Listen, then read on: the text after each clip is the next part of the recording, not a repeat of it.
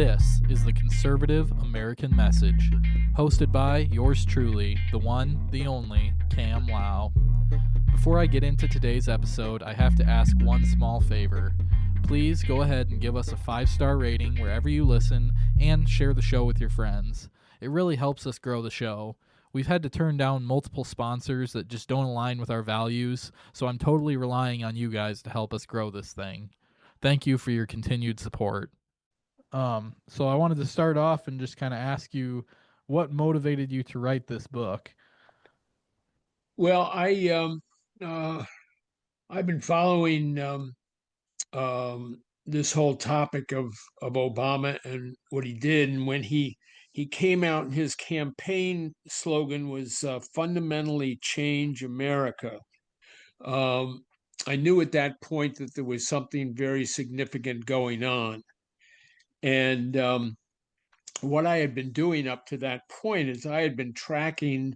And again, going back before his time as a young adult, I had been following exactly what the United Nations had been doing and the globalists had been doing, um, how Islam came into the equation around the same time, around 1950, and how the communists also started up with their 42-point plan for America, also in the 1950s.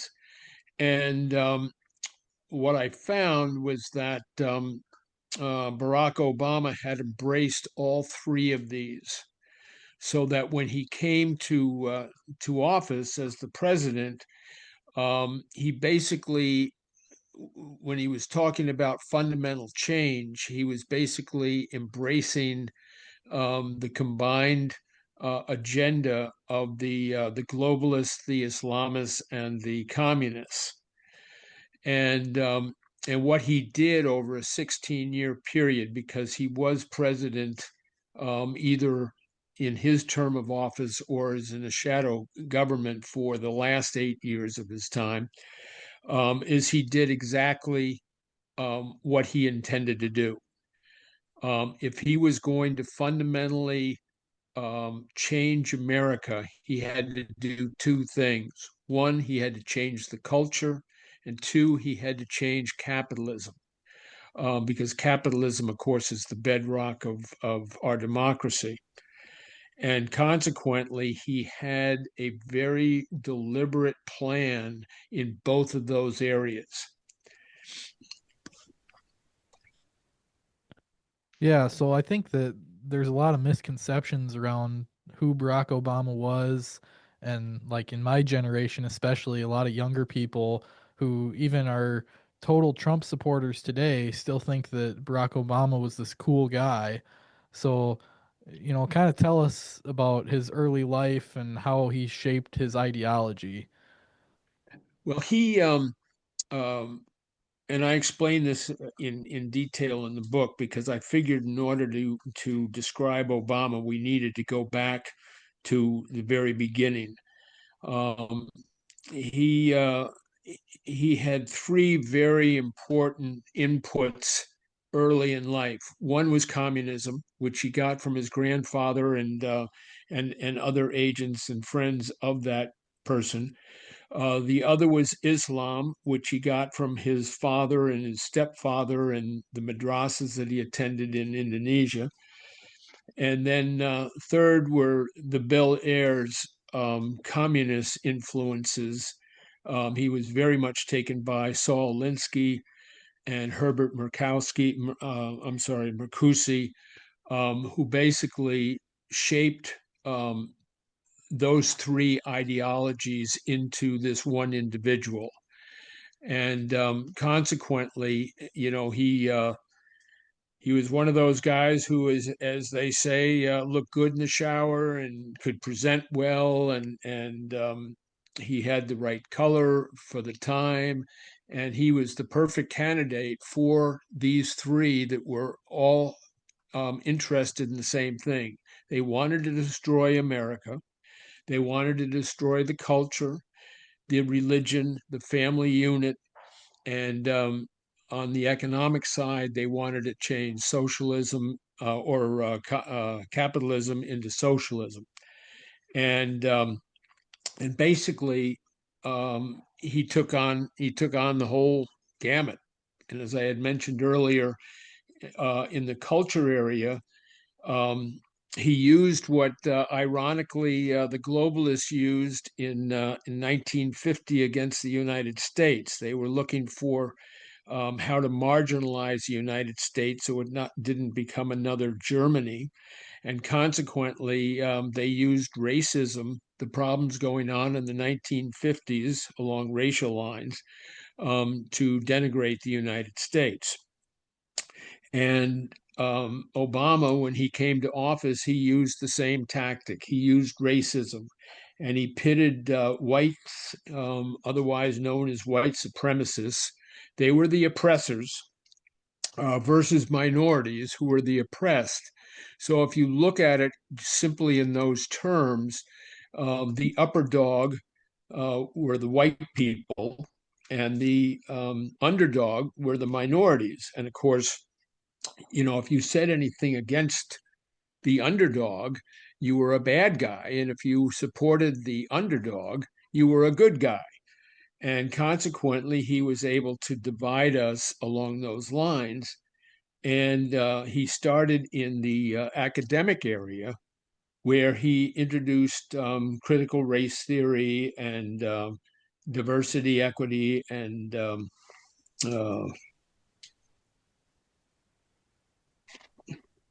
or DEI, immigration, social welfare spending, um, and he started to work on the culture, dividing the family, confusing children with such things as transgenderism.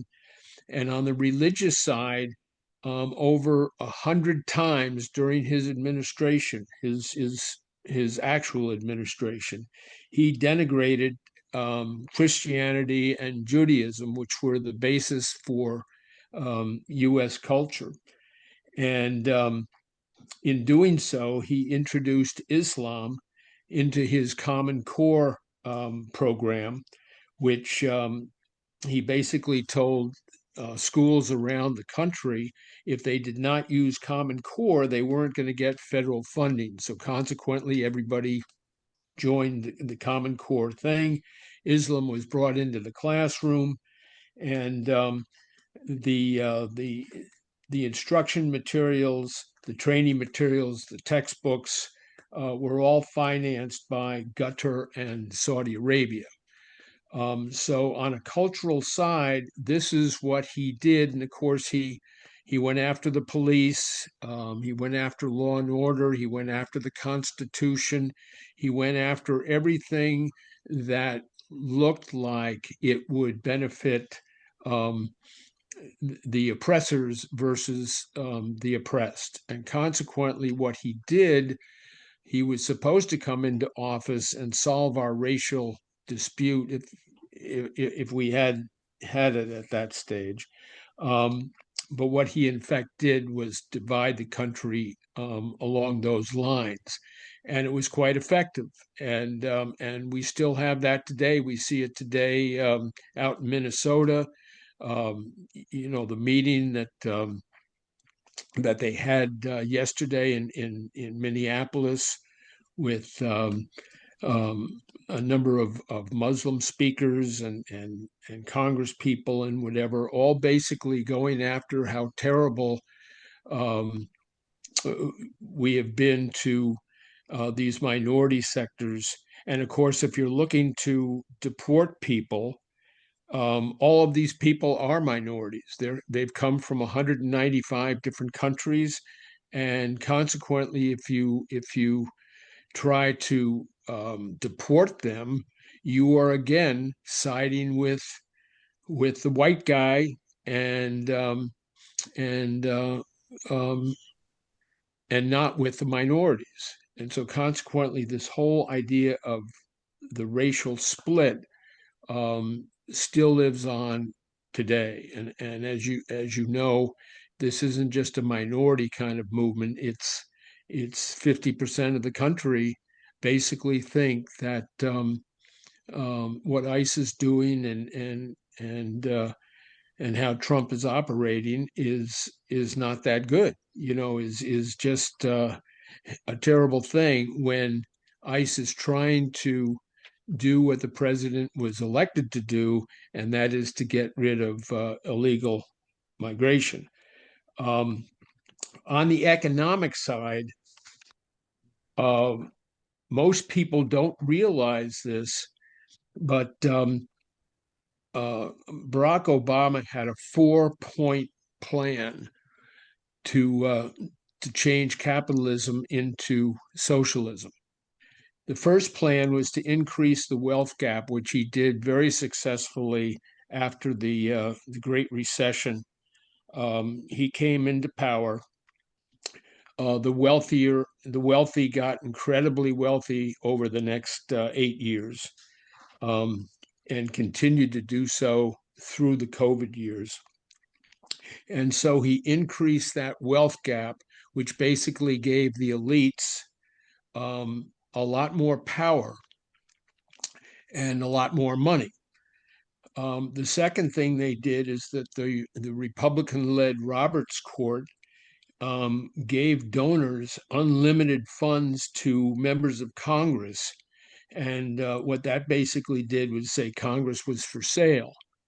And so both on the Republican side and on the Democrat side, you have this incredible amount of money flowing in from donors, um, over 20,000 lobbyists that are actually registered, 100,000 more that are not registered.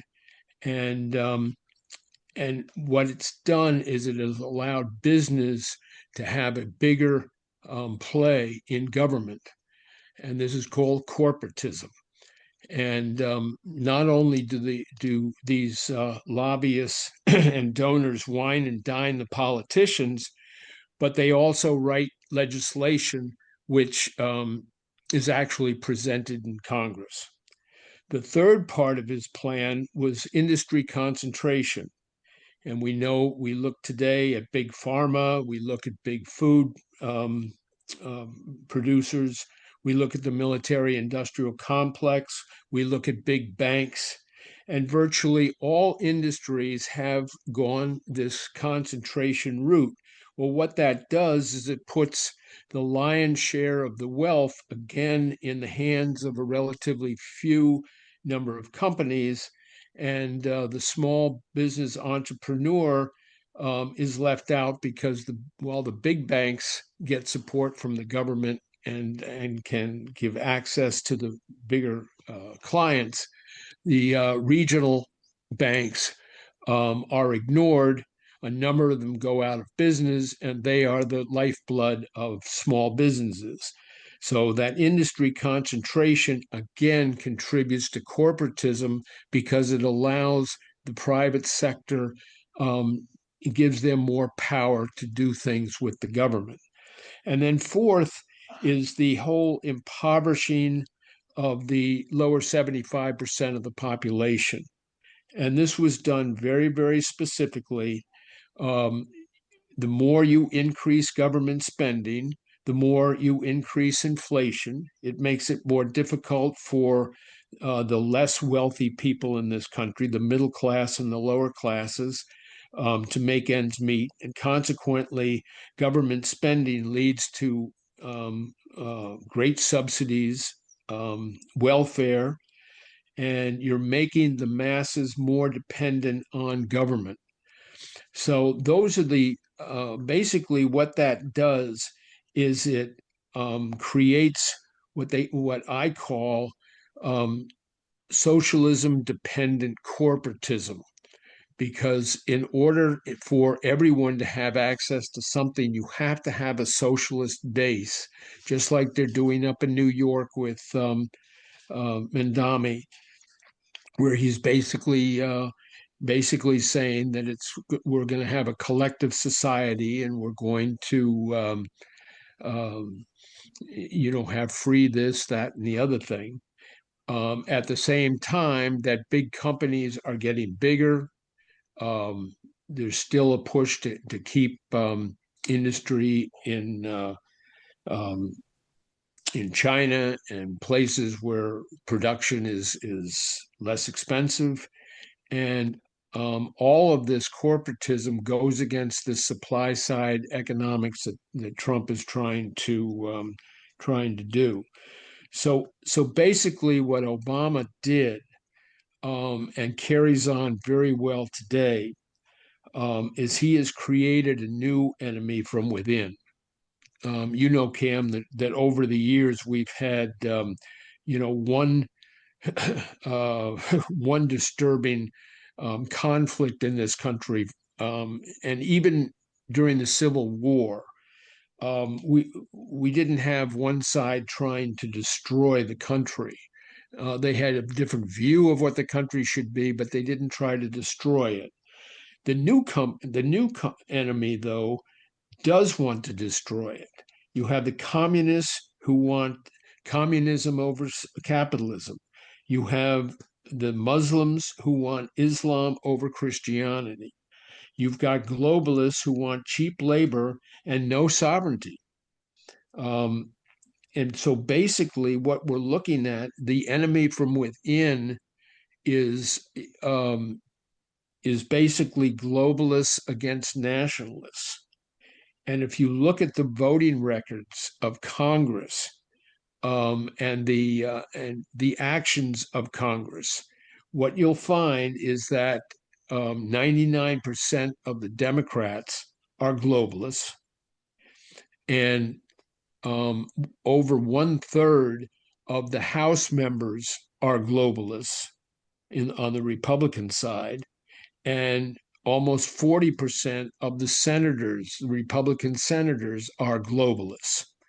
So you have Trump, who is definitely a nationalist. He was voted in as a nationalist. He was supposed to be a nationalist and do all these things for the good of American citizens. And you have a Republican-led Congress, which basically are globalists, and not that many are nationalists. So the enemy within is this kind of combination of communists, Islamists, and globalists, all wrapped into one globalist package, versus nationalists, which are quite frankly a handful of well-intended people. But it makes it incredibly difficult to change what's going on in this country. Yeah, and you talk about this shadow government. That Obama's message was all about change, and he certainly changed things. Um, but and that's the same message that Trump, I think, came along with, was that he was going to change things in this country, and that's a very enticing message for people. The problem is, what are we changing to? Are we just trying to tear down all the institutions we have and destroy the country, or are we trying to actually change for the better? And obviously, this wasn't something that Obama could fully fulfill in only 8 years in the White House. So, you talk about how he stayed in power in the shadows and ran this shadow government. Um, and he really saw Donald Trump's rhetoric as a threat to what he was trying to do. So how did he deal with that threat, I guess, when Trump came along? What was Obama's involvement there? Well, he basically, and again, he met with his cabinet. He met with um, a number of people involved in this when he developed his shadow government in the first 4 years of Trump's administration, and he basically set on with RussiaGate. Um, he set on a number of things that were trying to impede what Trump was trying to do, because Trump was a nationalist. He was trying to, as they say, make America great again. Um, and he actually, people hate that term, make America great again, but it's actually very accurate as to what he was trying to do. Um, He was trying to nationalize, get things better for Americans, because manufacturing was leaving the country. The whole emphasis was on globalism, and globalism is really anti-nations. They want a full marketplace. They want to go wherever they can go. They want to be able to move their money around back and forth and whatever. So in Obama's case, he had behind him, he had big business, he had the institutions, he had academia, which we see today. He had the media, um, so he had the institutions all in his pocket, and he was their message was very much of a globalist message. All we have to do right now is look and see what Canada did yesterday. They basically kowtowed to the Chinese and said we're all for multilateralism. We want you to come in as our partner. We want to do all these business deals. They signed a strategic alliance with China and China, which a lot of people don't understand. China plays the globalist game, but China is very much of a nationalist country, as is Russia. They believe that sooner or later they're going to take over the world, but they're going to do it under their terms and not Western terms. And so, consequently, what Obama was trying to do was, um, again, through immigration and these other policies, was to augment the American population with a different breed of individuals, um, and and uh, and to do that, to let people come into the country the way they did under Biden, was basically saying, "Hey, we have no borders. You can come in.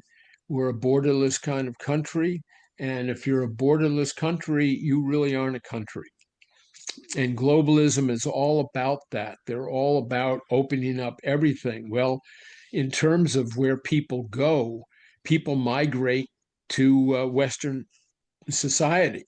That's what they want. They want, um, the American dream and that sort of thing.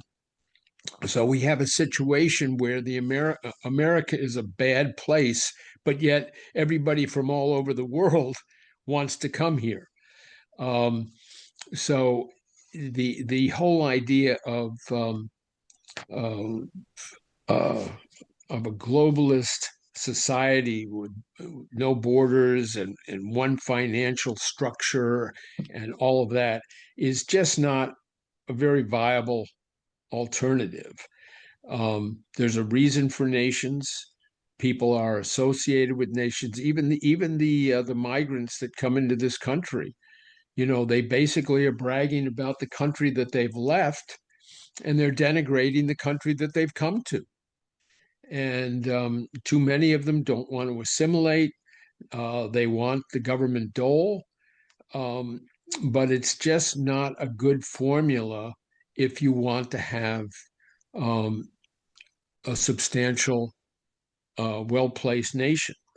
And so, consequently, what the globalists want and what the nationalists want are two entirely different things. And this is why Obama went so hard on Trump during that first administration. Um, and of course, during the Biden administration, they tried to get rid of him during that period of time as well, because they knew that Trump was the one guy who had the stones, if you will, to try to do it in a nationalist way and not a globalist way. If you look at the Republicans right now, I'll tell you right now, if the Democrats get back into power, the Republicans will roll over like a baby. And why is that? Because they're getting as much money from these globalist donors and lobbyists as the Democrats are. In fact, if you look at the actual amount of money that they get, the Republicans get more money from these lobbyists and donors than the Democrats do. So consequently, they're going to be globalists as well. And that's why it's very difficult for Trump, who's trying to change um, what we do, especially on the economic side. It's difficult to get anybody in Congress to really back him up. I mean, how many people have you heard who are defending ICE these days on the Republican side of the Congress? Nobody, none of them. So, it's unfortunate, but if you're a nationalist trying to improve this country as a country, you are on the short end of the stick because you do not have the power and the money to get it done. Well, and that's what started to concern me a little bit about Trump in his second term here, because I have no doubt that Trump is a nationalist. I mean, obviously, he's ran on that platform, he's executed things to prove that, but yet, compared to his first term, it really feels like he's buddied up with a lot of these, we call them rhinos or fake Republicans that are in Congress. And a lot of the people that were adamantly opposed to him all throughout his first term, now all of a sudden they're his best buddies, and he's turned his back on some of the people that have always supported him and supported an America First agenda. So it makes me wonder if maybe not that Donald Trump himself is compromised, but are there people in his administration that are influencing him that might be compromised and involved in some type of thing that goes all the way back to Obama, even? Well, Cam, that's a very good point because you're absolutely right. One of the biggest concerns that I've seen, and I've written about this and contacted the administration about it as well, is that uh, I think Trump is spending way too much time with um, the people who are running this artificial intelligence. I think big tech has, and big tech, by the way, Google and Facebook and all those people, they hate Trump. And I think they're waiting for him to kind of leave, and they're going to be buddy buddy with him because they don't want his administration to break them up from a antitrust point of view. Um, and I think he's getting bad advice. I think a lot of what he's hearing, he's basically internalizing, and he's spending more time with some of these big corporations than he is with the small person. So I think your point is very well taken, and I think if he loses in 2026, I think a lot of it is going to be because of two things. One is um, even though he's delivering on the economy, I don't think people really fully understand how that is working, and that's a shame because it's working quite well. But at the same time, the press that he gets is when he's talking about AI and spending time with the Elon Musks of the world and that sort of thing. And I think that's gonna hurt him.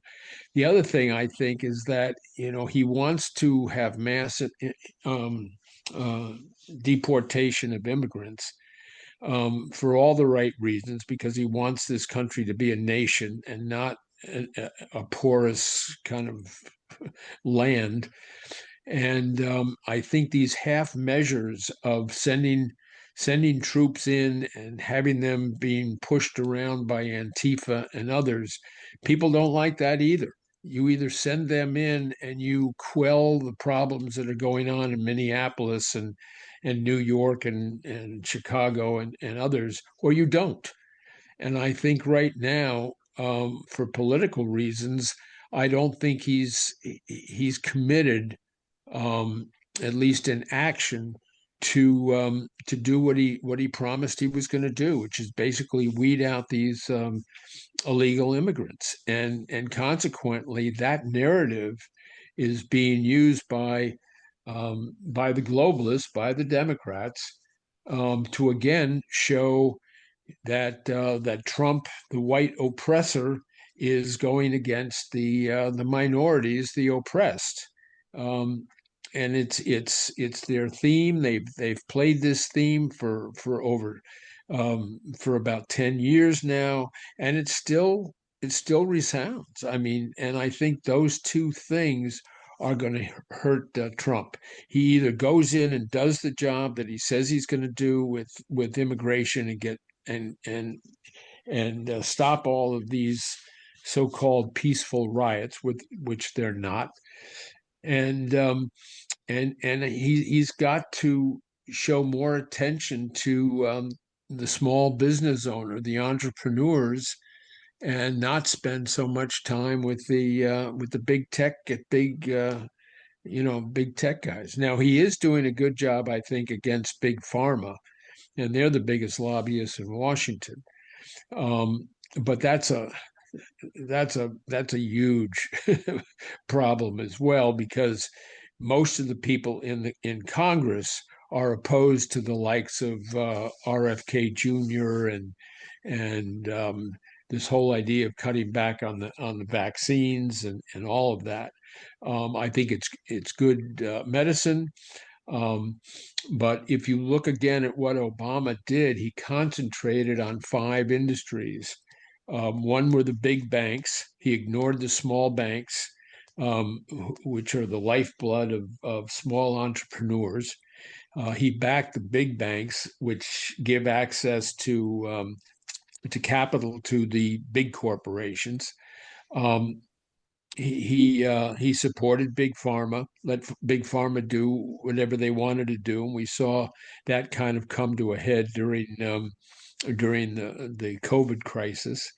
You have the military industrial complex. They loved Obama because they had wars going on all over the place.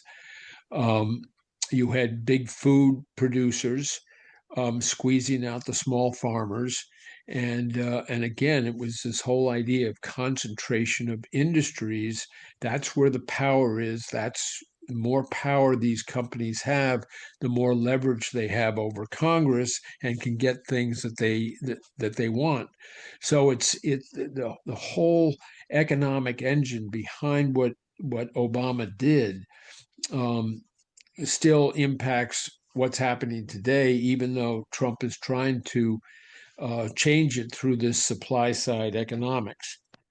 And Well, and basically, that yeah, even in my disappointments with Trump, I still see no better alternative. And looking to the future, I don't know what direction we're going to go because I don't see it in JD Vance. I mean, I think he comes from that big tech world, and that's what he knows, and that's he's involved in all of that. I don't know who we go to next after Trump is done.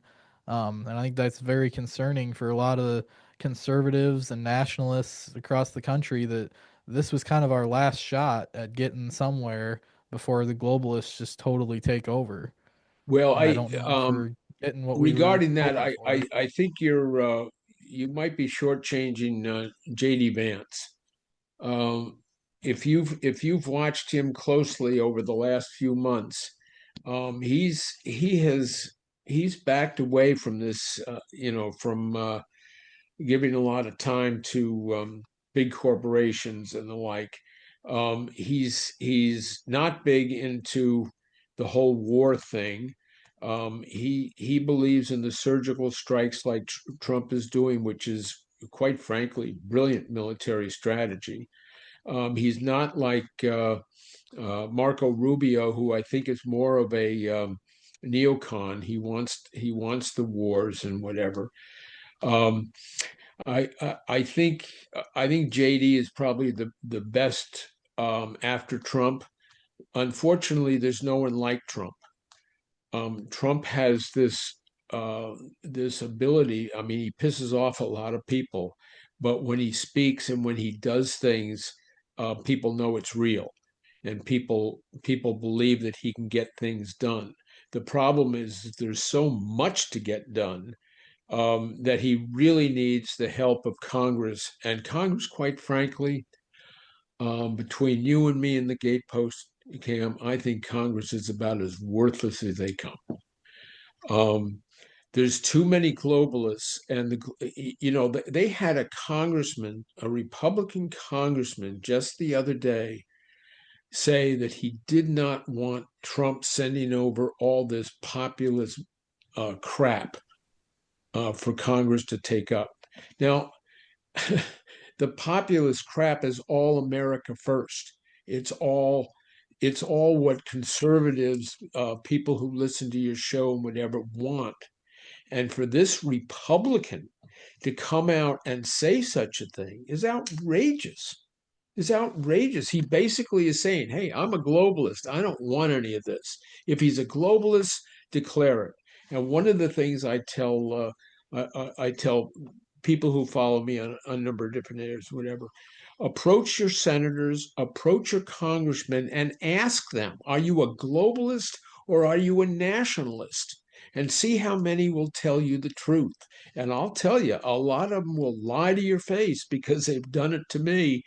Um, and they'll say, "Oh, I'm a nationalist," and then I go, "So why didn't you support this? Why didn't you support that? Why didn't you support?" And they have nothing to say. Um, so if I were in power or could wave a magic wand, I would basically start from scratch with Congress and basically say, "Look, you either come in as a nationalist or you come in as a globalist and declare it and tell the people the truth and find out who we're actually voting for." Because if you look at the voting records of these people, most of the country um, has voted primarily for Republicans. Um, the statistics showed that out of the key elections, presidential and primaries, and all of those, for the last 8 years, 7 of them have gone Republican-wise. So most of America wants Republicans, conservatives in power. But when these people get into Congress and they've got all this money dangled in front of them, they basically say, "Hey, I'm out. I'm going to support my donors." Well, that's all I have time for. Were you offended by this podcast? Good. Hey, thanks for listening, guys. I really appreciate you all. Have a great week and stay conservative.